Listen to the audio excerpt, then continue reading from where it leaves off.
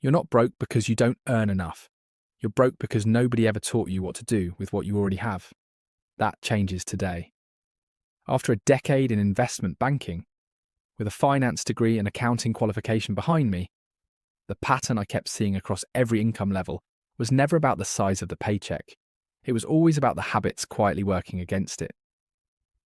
I've sat across the table from people earning extraordinary sums who are still living paycheck to paycheck. And I've met people on modest salaries who are quietly building real, lasting wealth. The difference was never luck. It was never timing. It was always these 9 habits. And today I'm going to walk you through every single one of them. The first and most foundational shift you can make is to pay yourself first. It sounds simple, almost too simple, but most people never actually do it. The moment your income lands in your account, move at least 10% directly into savings before a single bill is paid, before a single subscription renews, before you've even thought about the weekend. Treat it as a non-negotiable obligation to your future self. The same way you'd never skip rent. Never skip this.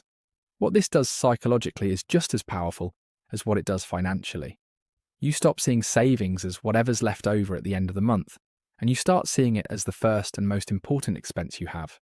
Over time, you won't even miss it, but your future self will be enormously grateful for it.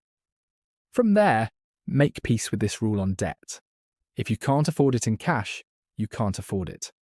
Debt has been so thoroughly normalized in modern life that people think nothing of financing clothes, holidays, birthday presents, things that lose their value the moment you buy them.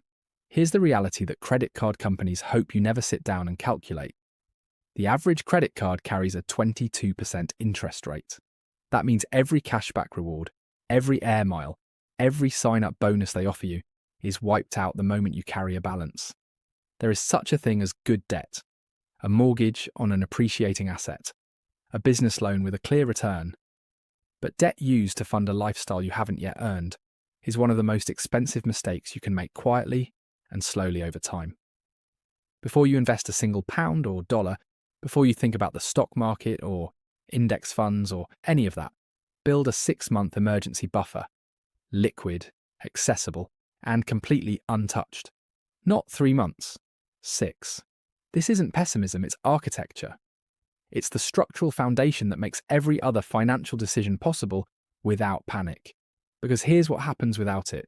One redundancy, one medical bill, one broken boiler forces you to liquidate investments at the worst possible moment, rack up debt, or make desperate decisions under pressure. With it, you have the rarest thing in personal finance: options. Once that buffer is in place, every additional pound you save from that point forward becomes your investment capital. And that is when things start to get genuinely exciting. Once you have your foundation, start tracking your real numbers. And I mean really tracking them. Your income, your fixed expenses, your variable spending, your assets, your liabilities, your net worth month by month. Most people have a vague, uncomfortable sense of their finances rather than a clear picture, and that vagueness is enormously costly. There's something almost confronting about seeing your money laid out in black and white, but that confrontation is exactly the point. Clarity creates action in a way that anxiety never does. Financially successful people don't just hope things are moving in the right direction. They know because they measure. You don't need sophisticated software to do this. A single spreadsheet, updated once a month, is enough to change your entire relationship with money. Be honest with yourself about lifestyle inflation, because it is one of the most insidious forces in personal finance, and almost nobody talks about it openly. The pattern looks like this. You get a pay rise, so you move to a nicer flat. You get a bonus, so you upgrade the car. You land a promotion, so the holidays get more expensive, and the wardrobe gets more curated. None of these things are wrong in isolation, but when your spending rises in lockstep with every income increase, you are on a treadmill, moving faster, working harder, but never actually getting further ahead. The goal isn't to deprive yourself. The goal is to consciously and deliberately decide which upgrades genuinely improve your quality of life and which ones you're buying simply to signal success to people whose opinions, when you think about it honestly, shouldn't really matter to you at all. Here's a mindset shift that took me longer than it should have to fully internalize. Frugality alone will never make you wealthy. Cutting expenses is important, but it has a hard ceiling. At some point, there is simply nothing left to cut. Your earning potential, on the other hand, has no ceiling whatsoever. It is genuinely unlimited. So the most powerful financial strategy isn't choosing between saving more and earning more.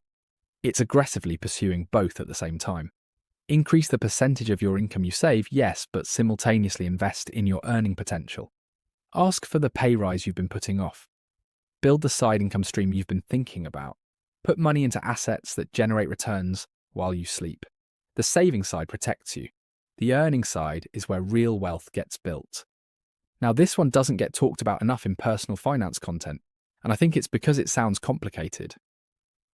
But understanding tax is one of the highest return investments of time you can make. Tax is likely to be the single largest expense of your entire lifetime, surpassing your mortgage, surpassing everything. And yet most people simply accept whatever bill arrives without question. Wealthy individuals don't evade tax, but they understand it deeply. They use ISAs and Roth IRAs and pension wrappers to shelter their investment returns from unnecessary taxation. They structure their affairs legally and intelligently. You don't need a team of advisors to start doing this. You just need to spend a few hours understanding the tax-advantaged accounts available to you and start using them. Every pound of tax you reduce legally is a pound that compounds in your favour instead. Stop waiting to invest. I hear every version of this excuse. I don't have enough to make it worthwhile. I want to wait until I understand it better. I'm going to start properly next year.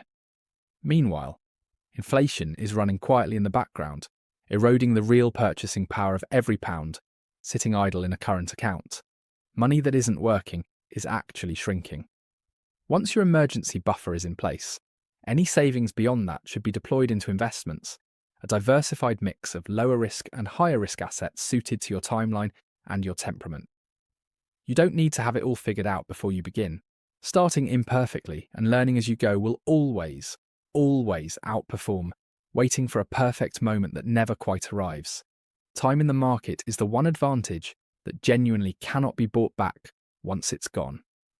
And finally, stop treating money as a subject too uncomfortable or too complicated to engage with seriously. Most people spend more time researching a holiday destination than they spend planning their financial future, and that imbalance has consequences that compound just as surely as interest does. The wealthy are not born with superior financial instincts. They are not operating on information unavailable to you. What they have is a habit of treating financial literacy as a skill, one worth developing, worth investing time in, worth having honest conversations about.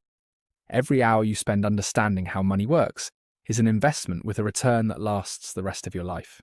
You had the income all along. What you now have is the roadmap, and the only question left is whether you're going to use it.